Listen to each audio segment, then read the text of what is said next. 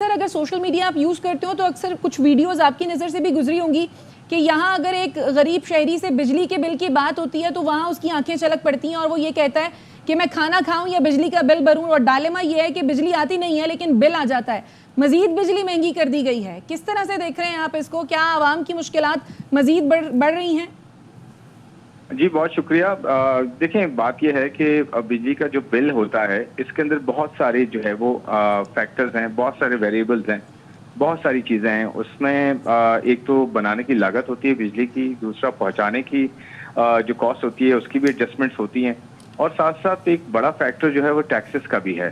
तो मेरे ख्याल में ये जो बनाने की कॉस्ट है ये तो पास ऑन होगी, या फिर बीच में फ्यूल की एडजस्टमेंट होती है कि इंटरनेशनल प्राइसेस जो हैं, तेल की कीमतें ऊपर नीचे होती हैं, वो उनका एक इम्पैक्ट आता है साथ साथ। इसमें दो तीन चीज़ें ऐसी हैं जो गवर्नमेंट देख सकती है और उनको कम कर सकती है। एक तो मैंने कहा कि टैक्सेस जो हैं वो काफ़ी ज़्यादा हैं, कभी 30%, कभी 45% तक जो है वो टैक्सेस चले जाते हैं बिल का। तो उसको गवर्नमेंट जो है वो कम करे, कोशिश करे कि यहाँ पे एक रिलीफ दे, और ये मेरे ख्याल में कोई 20-25% भी कम हो सकते हैं टैक्सेस, जिससे कोई 10-12 रुपए का फर्क, 15 रुपए का फर्क पड़ सकता है ओवरऑल। इसके अलावा जो इस तरह की एडजस्टमेंट होती है जिसके अंदर सर्कुलर डेट है, यानी कि ये जो कर्जे हैं जो कंपनियां बनाती हैं, फ्यूल जो बेचती हैं, जो बिजली बनाती हैं, वो आगे पास ऑन करती है तो उनको पैसे नहीं मिलते, तो वो सर्कुलर डेट में कन्वर्ट हो जाता है। वो सर्कुलर डेट देखें, जो भी गवर्नमेंट्स आई हैं उन्होंने हल नहीं किया, तो इनएफिशिएंसी गवर्नमेंट के पार्ट्स पे हुई हैं।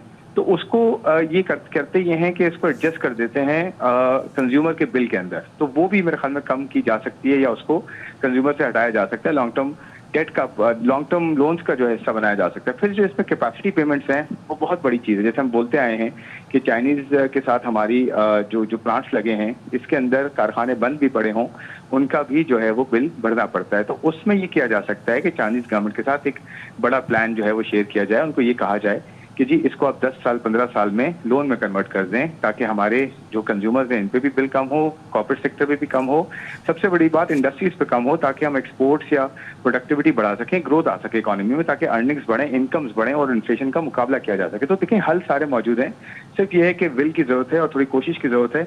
आगे जाते हुए चीजें बेहतर हो सकती हैं और जो है प्लान के मुताबिक हो सकती हैं अगर हम चाहें तो।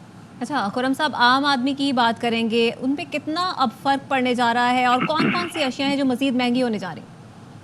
देखिए, बिजली तो एक डायरेक्ट आपको पता है कॉस्ट होती है, जो घरों में भी, बिलों में भी आती है, इंडस्ट्रीज को भी लगती है। तो एक तो डायरेक्टली आपको जो है बिल महंगा होता है। अगर 7 रुपये बढ़ा है तो इसका अच्छा इम्पैक्ट होता है, अच्छा खासा इम्पैक्ट होता है इसका। उसके अलावा देखिए, इनडायरेक्टली जब बिजली महंगी होती है या एनर्जी महंगी होती है, तो जो भी इंडस्ट्रीज होती हैं, वो जो चीज़ें बना रही होती हैं, उन प्रोडक्ट्स के अंदर उस प्राइसेस को फिर जो है वो ऐड करना पड़ता है। तो उस प्राइसेस में भी उनको फिर पास ऑन करना पड़ता है, जिसकी वजह से महंगाई में जो है इजाफा होता है। तो मेरे ख्याल में आगे जाते हुए ये 2-3 महीने कठिन है काफ़ी, क्योंकि इसमें टैक्सेस में भी इजाफा हुआ है इनडायरेक्टली, डायरेक्टली, और उसके अलावा बिजली कीमतों में इजाफा होता है। लेकिन हमें ये भी देखना है कि आईएमएफ के साथ हम चल रहे हैं। आईएमएफ का कल एक प्रोग्राम स्टाफ लेवल एग्रीमेंट हुआ है।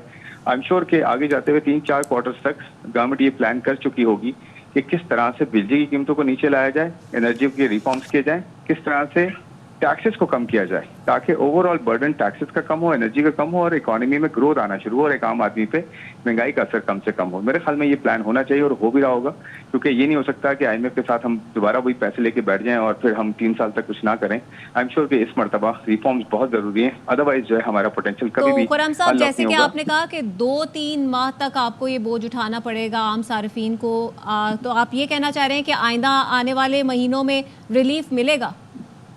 मैं ये कह रहा हूँ कि क्योंकि स्टाफ लेवल एग्रीमेंट हो गया है और अगले 2 से 3 क्वार्टर की बात कर रहा हूँ, यानी कि 8 से 9 महीने, जिसके अंदर रिफॉर्म्स शुरू करने की जरूरत है, ताकि आहिस्ता आहिस्ता ये बर्डन कम हो आम सारिफ पे और इंडस्ट्रीज पे भी। तो 2-3 महीने में जो कह रहा हूँ, ये कह रहा हूँ कि ये जो बजट और ये जो बिजली कीमतें बढ़ी हैं, इनका इम्पैक्ट इन्फ्लेशन की सूरत में नजर आ सकता है। लेकिन अच्छी बात यह है कि रुपया स्टेबल है, इंटरनेशनल मार्केट में ऑयल की कीमतें इतनी ज्यादा बढ़ी नहीं है। तो अगर वो चीजें सही रहती हैं तो फिर इतना ज्यादा बर्डन नहीं होना चाहिए। अदरवाइज मुझे लगता है कि 8-9 महीने का प्लान अगर अच्छा हो तो इम्पैक्ट जो है वो कंज्यूमर पे बेहतर आ सकता है। ठीक है, बहुत शुक्रिया खुर्रम शहजाद साहब, इस हवाले से आप अपनी राय दे रहे थे। और आम आदमी के लिए एक बार फिर से बुरी खबर यही है कि जो घरेलू सार्फिन हैं उनके लिए मजीद बिजली महंगी कर दी गई है। 7.12 पैसे मजीद महंगी की गई है फी यूनिट के हिसाब से। इसके अलावा टैक्सेस भी लगेंगे जिसके बाद मजीद महंगी होगी बिजली। और मुल्क भर के घरेलू सार्फिन के लिए बिजली के जो बुनियादी टैरिफ है उसी में 7.12 पैसे तक इजाफा किया गया है, जबकि पावर डिवीजन ने बिजली के बुनियादी टैरिफ में इजाफे का नोटिफिकेशन भी जारी किया है।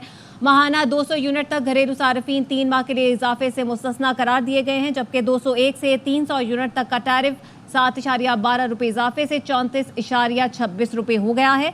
और 301 से 400 यूनिट का टैरिफ 7.2 रुपये इजाफे से 39.15 पैसे का हो गया है।